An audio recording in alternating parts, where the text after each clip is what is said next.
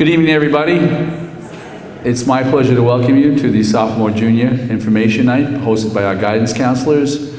For those of you who are parents of sophomores, especially first-time students, this is a great preview for you on what's to come, and it's never too early to start planning. For junior parents, especially if this is your oldest child, I will submit that from January of junior year till December of senior year, it's probably the busiest time in college preparation and the most frenetic. So it's great to have you here. If you have older siblings that are in college now or happen to be a senior, basically it's a great review because things are always changing, especially with COVID the past few years. The environment of college application and processing is always dynamic. So we're fortunate to have our guidance counselors here tonight, Ms. Perillo and Mr. Treglia. And Mr. Treglia hit it off. And at the end of the presentation, if you have any questions, the three of us are here to help you answer them.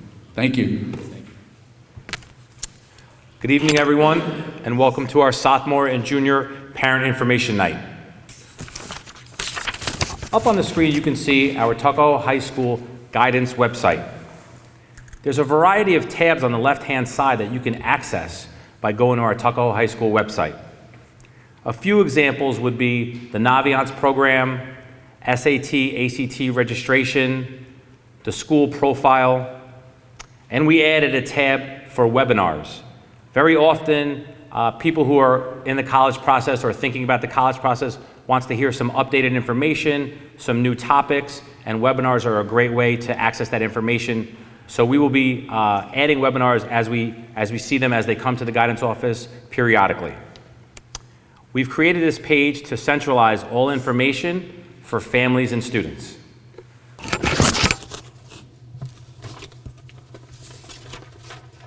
The college counseling preparation. In 10th grade, it's the career exploration year. The counselors will go in the classroom and will introduce a program called Pathful Explore. This is an opportunity for the students to take an inventory about their interests, their abilities, and their values. They love this. They're on the computer, they're interacting with questions, and they're going to get an interest inventory that's going to kind of spit out where they are right now, what careers might interest them, where are their strengths, what are their weaknesses, and where they fit in the world of work. We'll also be holding an 11th grade student and parent individual meetings. This will start in February. At the meeting, we'll discuss college and career exploration. During the meeting, we're going to create a list of colleges, a basket of colleges that right now the students are thinking about.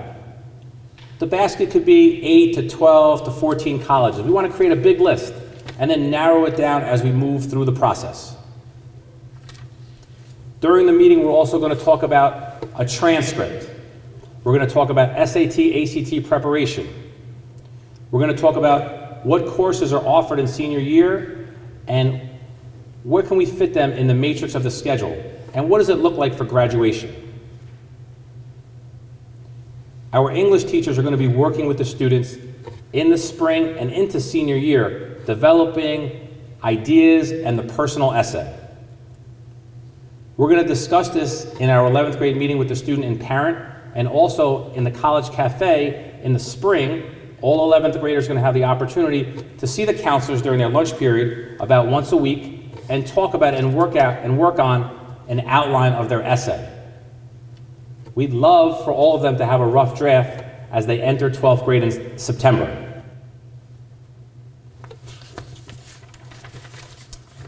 We'll also be discussing SAT, ACT prep, what test fits their strengths and weakness. We're working in coordination with the Jumpstart program, and there are opportunities for the students to take these tests and sign up in March and April and May for the spring exam. As we move through the process, there are a lot of colleges that are test optional, but I think it's important that the students take a try their SAT, ACT, get their results back, and then make the decision, do they want to go test optional or not. We have many, many virtual admissions sessions here at Tuckahoe in our guidance office. Every day there's announcements on the loudspeaker. Colleges are virtually meeting with our students in the guidance office. They're asking questions, they're interacting. They want to hear from the students. We hope to have our college fair back in person in the fall, but it's a great opportunity in the spring to reach out and visit a campus. We have a lot of local colleges that are easy to visit, 15 and 20 minutes, just to get a feel of what it's like to be on a campus. What do you like? What do you don't like? So that when the spring and summer comes, and maybe you're visiting a college that's a little more far away, you have a foundation of already being on a campus.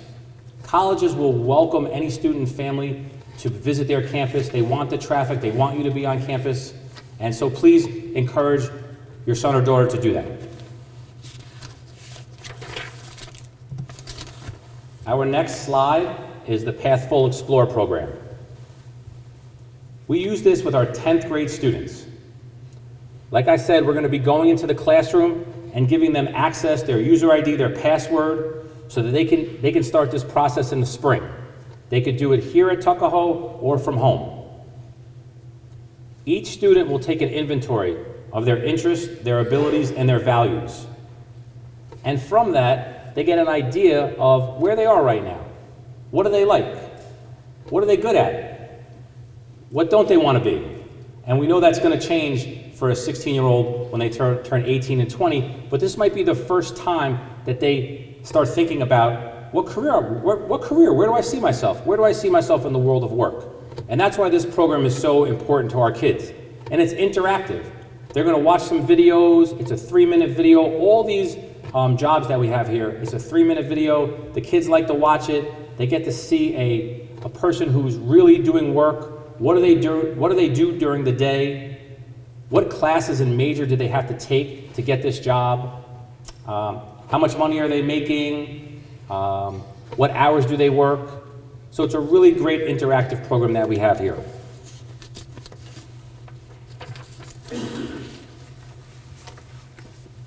Hi, good evening, everyone.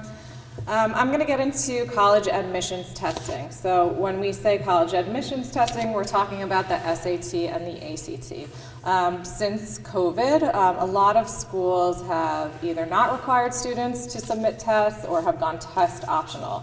And since COVID, they've continued this policy for the most part, and so schools are really flexible. So this gives us a few more options than we had just like 3 years ago, which is wonderful for a lot of our students. So the SAT, ACT typical testing timeline is that in junior year, typically in the spring, students sit for the exam, and we usually recommend they sit twice. They will take the exam and get their best score. Some schools allow you to what we call super score, which is you can take the best reading score and the best math score and combine them together and just send your best results to the college. Other colleges do not let you do that, and you have to send separate seatings.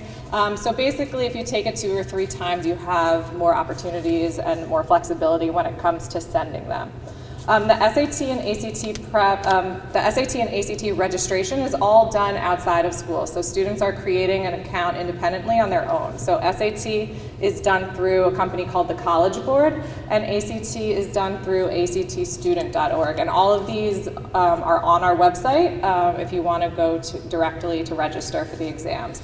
I'm going to get into the testing prep that we offer in the next slide, and that will help to prepare the students for these exams.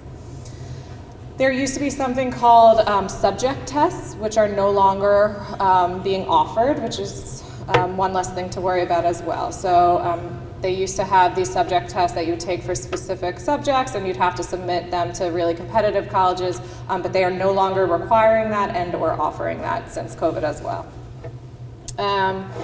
The final sitting. So a lot of students want to take the SAT or ACT just one last time and see if they can kind of increase their grades in the beginning of senior year. It gets a little tricky with the college admissions testing timeline. So if you are planning or your student is planning on taking it, we recommend very early fall for like the last seating for taking that extra SAT or ACT. But again, our recommendation is really the spring of 11th grade. On our website as well, we have a lot of the test optional colleges, which is pretty much every college that we've run into at this point. when a student scores lower than expected or lower than what's comparable to their GPA or grade point average, that's when we would consider withholding your test results when applying to college. And we are happy to sit with you during both the junior and senior meeting to discuss if your student in particular should maybe hold their SAT or ACT scores. We have these lovely graphs, which I'll show you in a few slides, and it helps us decipher whether or not it's appropriate to send those scores. So again, it's meant to be a supplement to add to the student's kind of resume that you're sending to college, and if it's going to be a negative, then you have the option not to do it. So it's a little less pressure for our upcoming juniors and seniors. We've been lucky to get a grant every year, which we've been offering our juniors free SAT prep. And I'm sure you've checked all the 11th grade parents. I've been emailing you a lot, and I'm sorry. But if your student, we went into the classrooms as well to remind all of our 11th graders to sign up because it is totally free. And it is 10 free group SAT or ACT prep sessions. But part of this program is that the students need to sit for a practice ACT, which is tomorrow, and a practice SAT, which will be before our Thanksgiving break. And each student takes the practice one. This company called Jumpstart Tutoring will then evaluate their scores on the practice SAT and the practice ACT and decipher kind of which route your child should be studying for. So the idea is to pick one and really put your time and energy towards that one exam. And Jumpstart will help you to kind of figure out which one is better for your child. So then they will have a consultation with each family that has decided to partake in this program. They'll talk to you about which direction they think your child should go, and then they will group you up with two other students according to how you scored on that practice SAT or ACT. They have small group instruction, and you'll figure out a time that works for all of the students in that group. I highly recommend this. There's no downside. It's just extra. Even if you want to do extra prep in addition to it, you can do so. Again, if you have not signed up and you still want your child to come tomorrow and they're in 11th grade, they can just show up at 8:45 in the gym with a pencil and calculator. Okay. The SAT versus the ACT. So it used to be that the ACT was more kind of a West Coast test, and a lot of the students on the East Coast took the SAT. And that has completely changed now. Students are taking both, and there's really no preference by the colleges. So it's up to your student, and this is again why this prep course is so important, because it can help you kind of figure it out. A few differences. Each exam has 4 different sections. The ACT does have a science section, which the SAT does not. The SAT has a math with a calculator and a math section without a calculator. So for some that's good, and for others that's not as good. The ACT has slightly more geometry than the SAT. So all of these little factors kind of will kind of differentiate between which exam the students should take. So again, please send them tomorrow even if you didn't sign up and they're in 11th grade.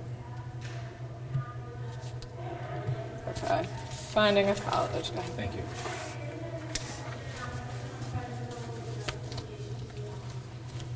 As we see up top, college is not a match made, it's not a prize to be won. And really what we want to talk about, and it's hard to see, is you want to find the best fit school for you. And to do that really requires a student to be self-aware. That's not easy for any of us really to do, even a 16-year-old. So we have to go slowly through the process. We don't really want to get caught up in maybe the college name, but really more, does the college match your skills, your objectives, your talents, in terms of location, in terms of size, in terms of major, the environment, financially. Those are really the important parts to look at when you're looking at a college, instead of just maybe a couple of hot names along the way. And when you visit a campus, that's why it's so important to get on the campus. Instinctively you'll know, do you feel comfortable here? Can you see yourself living here for the next 4 years? Are these the type of students that you want to interact with every day? And students do better when they're happy. So you really want to find a college campus that you feel comfortable, excited about, and that you want to be there and live there. the criteria during your college search. You know, we're going to use the Naviance program, and we will talk about that for the next 2 years. We're going to introduce it to the 10th and 11th graders. And in Naviance, you can really research all different types of criteria when you're looking and starting the college process. What part of the country do you want to go to college in? Do you want to go to the local schools, which are within a 30 to 1 hour range from where we live? Or do you want to go on the West Coast? A lot of our students in Westchester County have been going to the southern states lately. We see a big draw for that at Tuckahoe and other lower Westchester schools. So you might be hearing this as you talk to your sons or daughters when they come home. You know, do you want to be in a city atmosphere? Do you want to be in NYU or Boston University? Do you love being around trains and noise? Or do you want to be in a college town where it's quiet and rural, like SUNY Cortland or SUNY New Paltz, right? You have peace and you have trees, right? You don't know that until you visit. And that's why you want to visit all different types of campuses. Does the college have the activities that you're interested in? Does it have similar activities that you did in high school? Community service or Habitat for Humanity? Or does it have a music and arts program that you're interested in? That's why you want to research and put in the criteria in the Naviance program of what your likes are. And really, most importantly, does it have the major you want to study? You know, a lot of kids look at colleges, but they might not have the type of major that they want to study. So that's important to put in the criteria as well.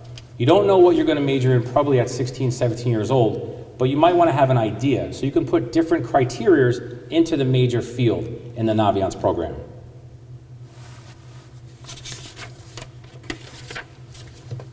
And again, when you visit the campus, it really gives you a window to what it's like to be there, what it's like to wake up in the morning. Is this a school that's going to snow 6 to 8 months a year? Is this a school that you're going to wear shorts to all through the fall and the spring? And you don't know that until you get on campus. You know, virtual visits are great. We're doing a lot of that here at Tuckahoe, and they're talking to the admissions reps. But if you can visit a local campus this winter, even for 15, 20 minutes, that'd be great. And then that'll give you a pathway to maybe in the spring and the summer visiting a school 2 to 3 hours, 4 hours away in your initial college list after your 11th grade meeting.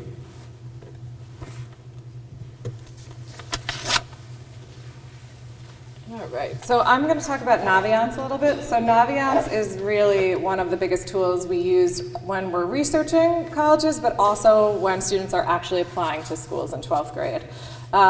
So Naviance has this really great search engine, and you can do college searches. In this case, we put in a location and a major, and it will populate a whole list of schools. You can make that as specific as you want or as wide range as you want, but it's really helpful. And then you can also do academic matches. So based on a student's GPA, it can also come up with a list of schools that would be academically appropriate for that student as well.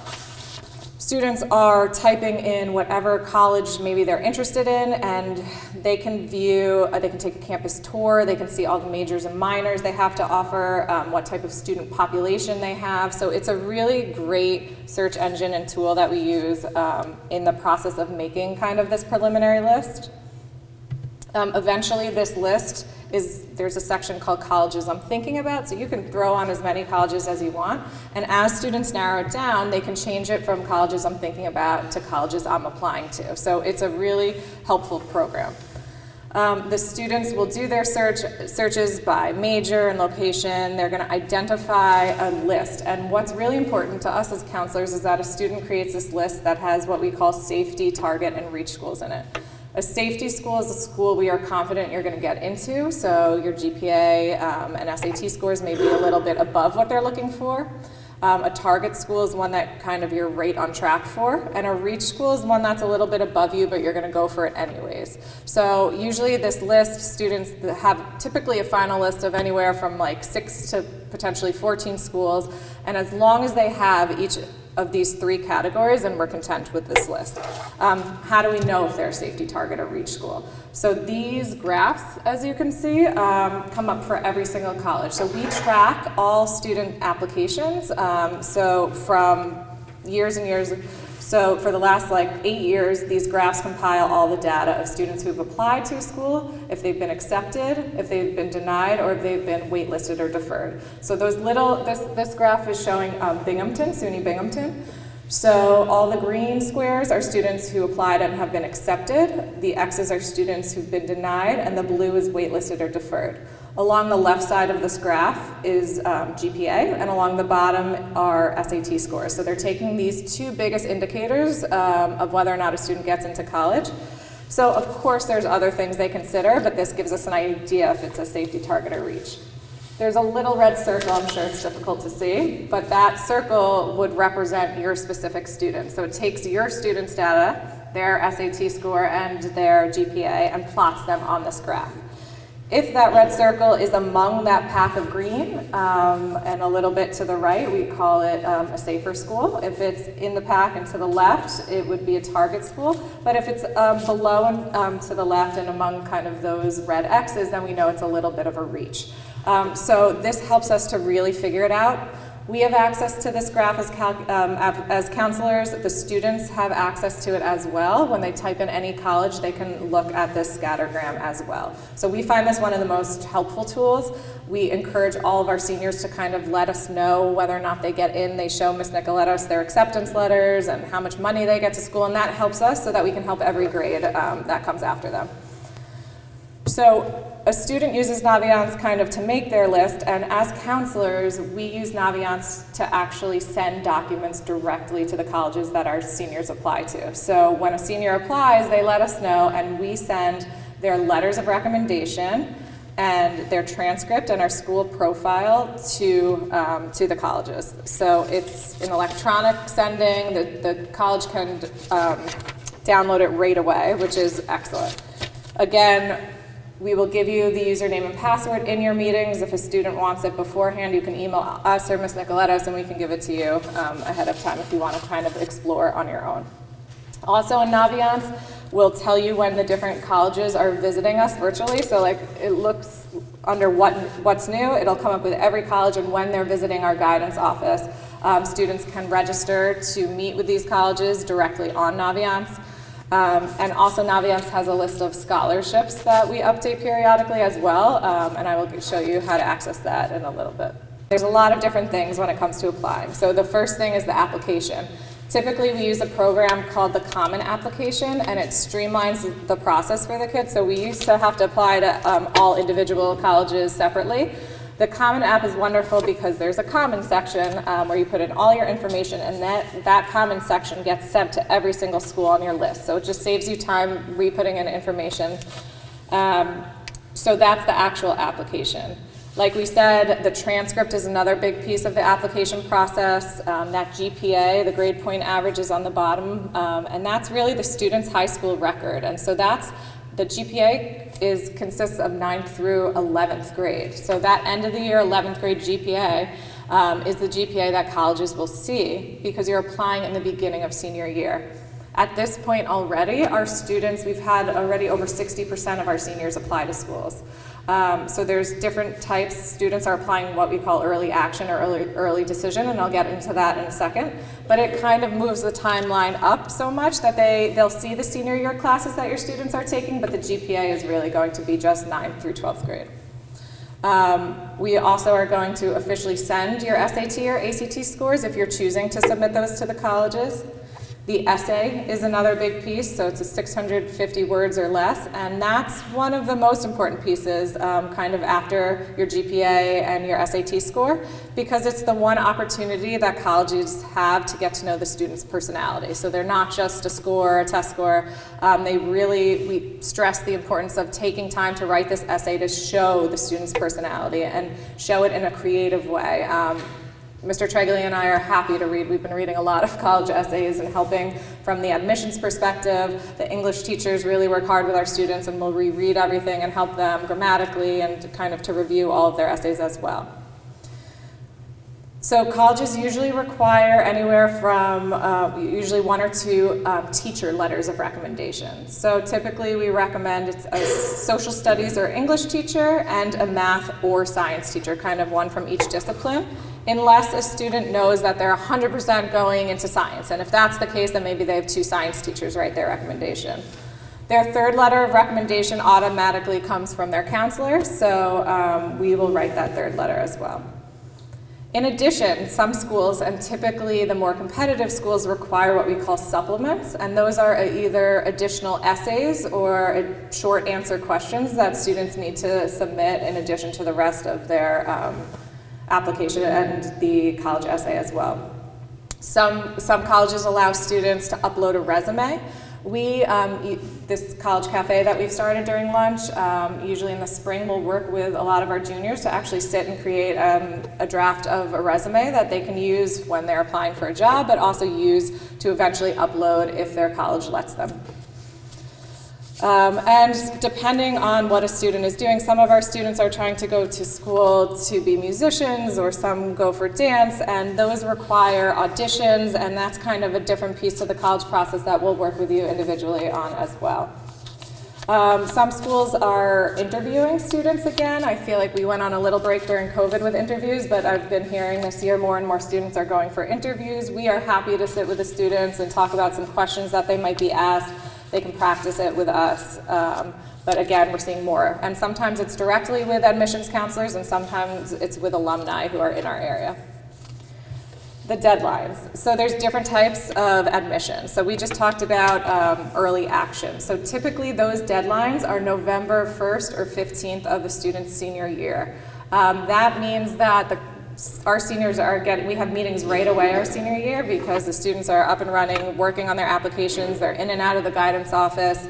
The advantage to applying early action is that you find out sooner whether or not you get into college. So our students are already getting some of their decisions back. Typically they find out in December, January when they apply early action.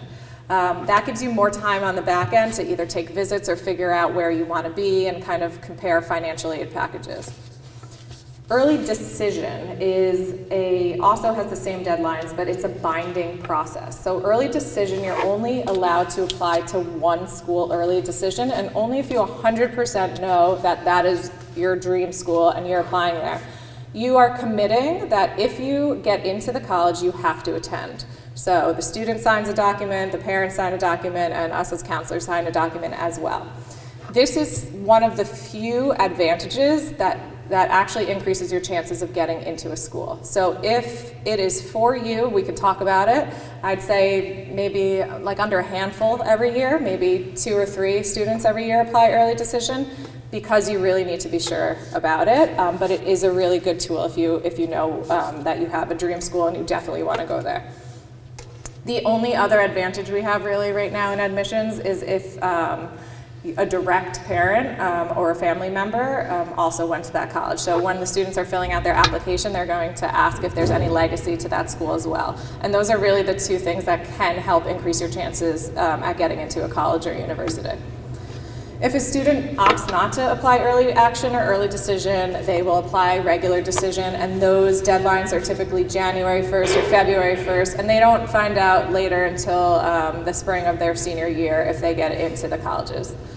Some schools don't offer early action or early decision, but they have what we call rolling admissions, and they're giving you decisions on a rolling basis. So basically, as soon as the student gets their application in, the college will start to look at it and give a decision shortly thereafter. So again, it depends, each school is different, and Naviance, again, is a wonderful tool because it can help compile all of these deadlines for you. So you can arrange it by the earliest deadline, and we'll show you that in your individual meetings. But not all schools offer all of these deadlines, so you have to kind of see. A lot of times the state schools don't do early action, they'll do rolling, so you just have to be aware ahead of time. Okay, so financing your child's education. So some parents come into the meeting and they just say, we only want to apply to state schools because of financial reasons. And we always tell everybody to apply to all different schools, and you never know. A lot of times students end up paying less at a private school than they would even at a state school, depending on the financial aid package that they may or may not get. We have scholarships that we offer. On Naviance, there's a scholarship tab. Ms. Nicoletos has a live document. It's also on our website, and she typically, most of them come in the winter of senior year. So students will be working on their applications first, and then they'll be working on scholarships once their applications are in. But basically, they're local scholarships. So there's like a Little League scholarship, and there's a PTA scholarship. Our students are pretty likely to get it if they take the time to actually write the essay and apply. Usually not a ton of people apply, so chances are pretty decent at getting these scholarships. A lot of times there are scholarships where you may not think there are. So a lot of times if you work for a union or even your job, you should ask around and see if they offer any scholarships. And keep an eye out. There's also nationwide scholarship search engines like this Fast Web. And those are a little bit harder because you're competing with the nation, but it's worth it to kind of take a look and see what they have to offer. There is something that we refer to as the FAFSA, which is the free application for federal student aid. So if you are applying for financial aid when your child is going to college, you're going to be filling out this FAFSA, and it opens up October 1st of the student's senior year of college. You're putting in your last 2 years of your taxes information, and based on what you fill out, they will send it to the schools that your student is applying to. That school will then create, they'll take that information from the FAFSA and they'll give you a financial aid package. This financial aid package consists of a variety of different things that you can choose to accept or not accept. There are loans, so loans you have to pay back. There are grants, which is free money that you do not need to pay back. Sometimes they offer students what's called a work-study program at a college where they can actually work to earn money to put towards their degree. So when you get this package, you can then decide what's right for you, what you want to accept and what you don't want to accept. We've been working with Eastchester for years, and we hold a financial aid night they do a presentation, and if you have any questions about the financial aid, you can ask the speaker that evening.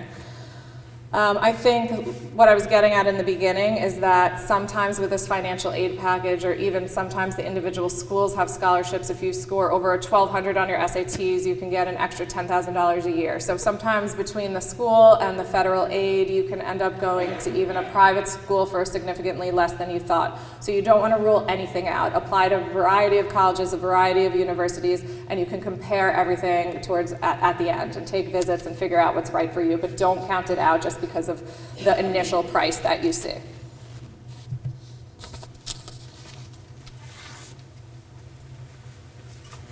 Our next slide is a college search process for the student athlete.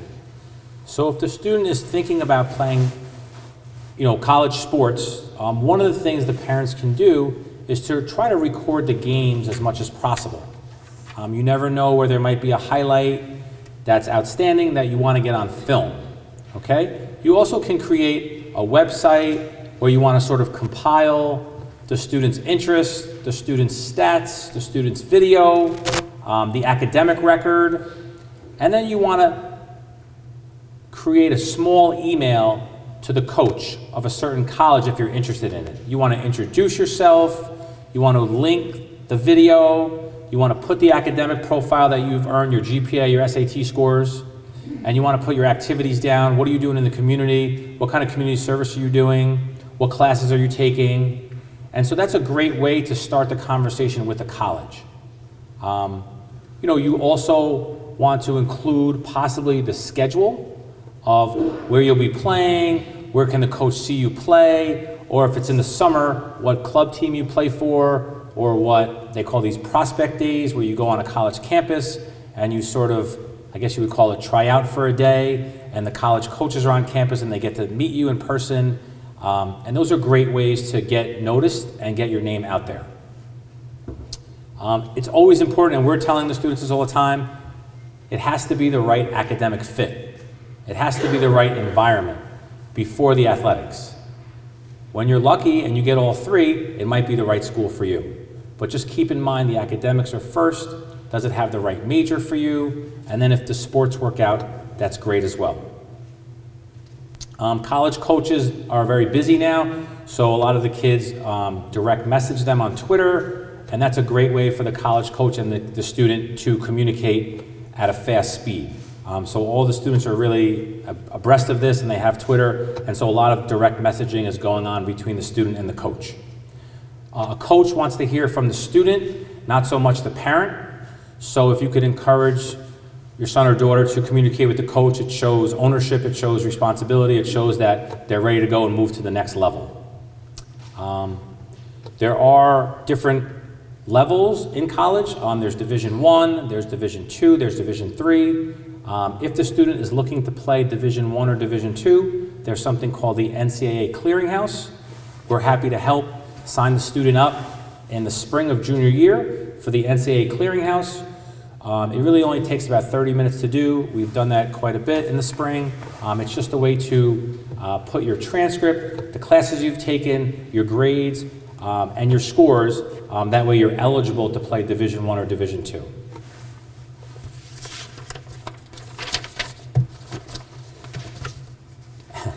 And now, what can you do as a family? What can you do as parents to help your child? I mean, I would just say take a breath.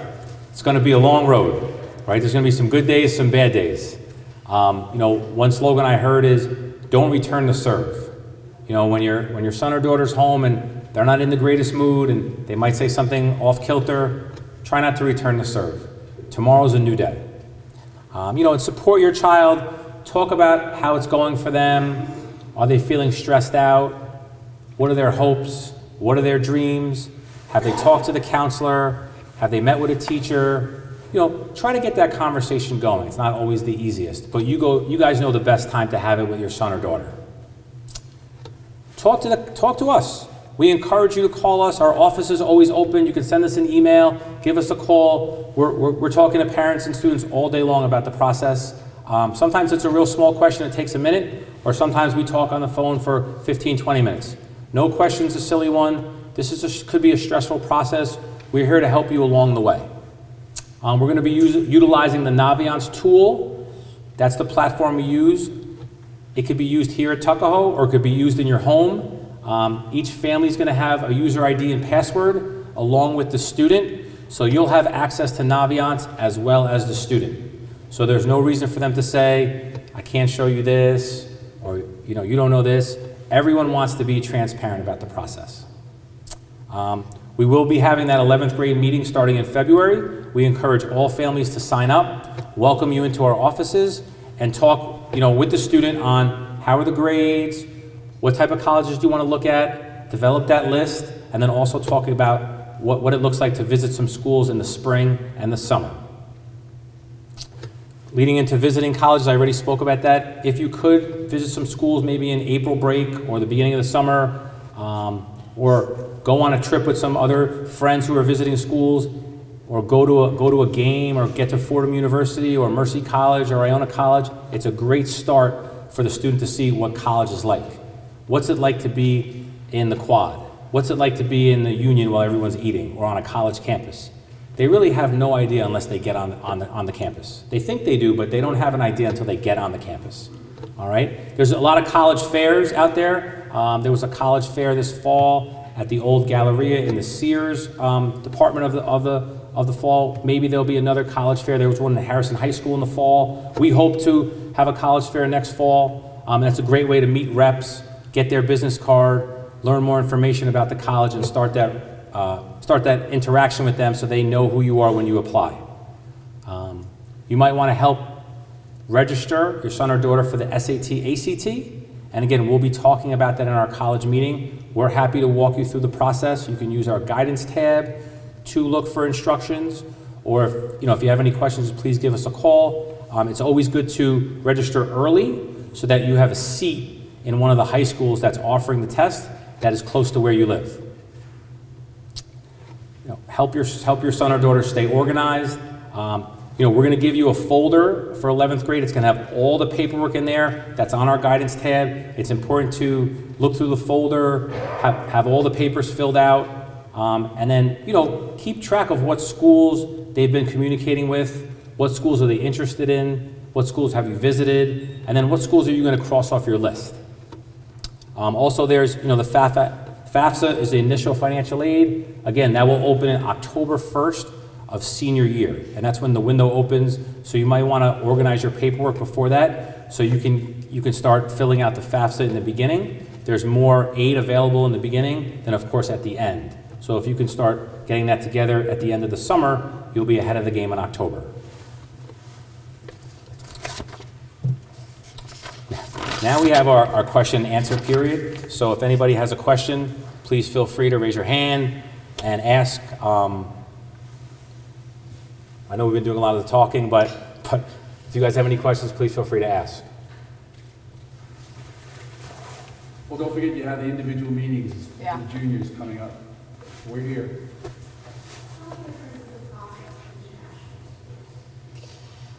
It's pretty different. And we can talk to you in the individual meetings. I've had a few students apply to schools like in the UK. It's a completely different application process as well, and you wouldn't be filling out the FAFSA. So it's the timeline is similar. Yes, but and we can talk about that. So if that is your specific case, reach out beforehand so we know those exact dates so we can plan. Yeah. Yeah. Do you need a login for the Pathful Explorer, or is that just? Yes, you do. So, and you know what though, if you go, it's on our website. I think it's the last name and the first initial, and then the password's, I think, Tuckahoe for the initial. It might, yeah. So the program used to be called Virtual Job Shadow. It's now called Pathful Explorer, but we're also going to give the students the username and password in the classroom in the spring. Yeah.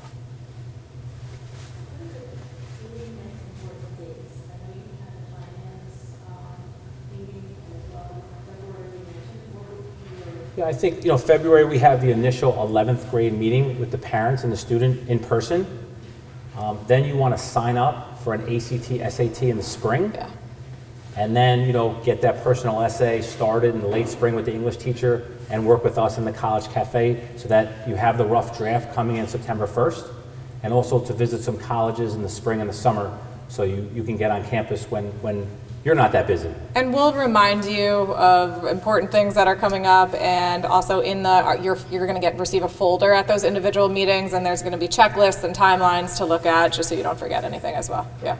Our 12th grade English teacher does work with the students in the classroom on their essay. Yeah. A few students do come in September with almost a near finished essay. Yeah. Human nature being what it is, it's sort of a rough draft, and they change their mind, and then but that's when the teacher gives the full support.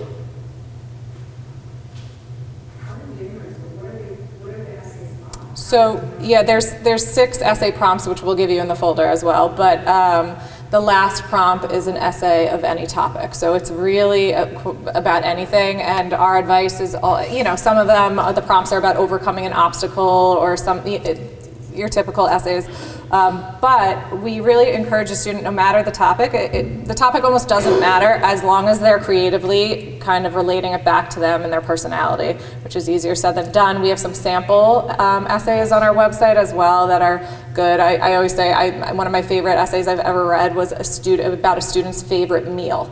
And it sounds bizarre, but they were able to relate this one meal and play the food back to who they were as a person, and it was really interesting. So.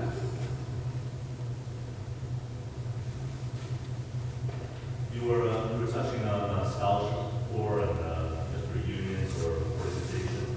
Just to get an idea, what's the size of these scholarships? They vary, right? They vary from $250 to $2,500. Yes. So it just varies on the organization. Typically, the scholarship, it depends. And sometimes they're one-time scholarships, sometimes they're $500 a year for all 4 years, and you have to send in, your bill every year. Though I think the biggest scholarships that students tend to get are the ones directly from the colleges or universities. So when you're applying to them, you can see if you're eligible, or they'll offer it to you. You typically get more scholarships if you're applying to a safer school. So they usually want you more and kind of entice you to come via scholarships.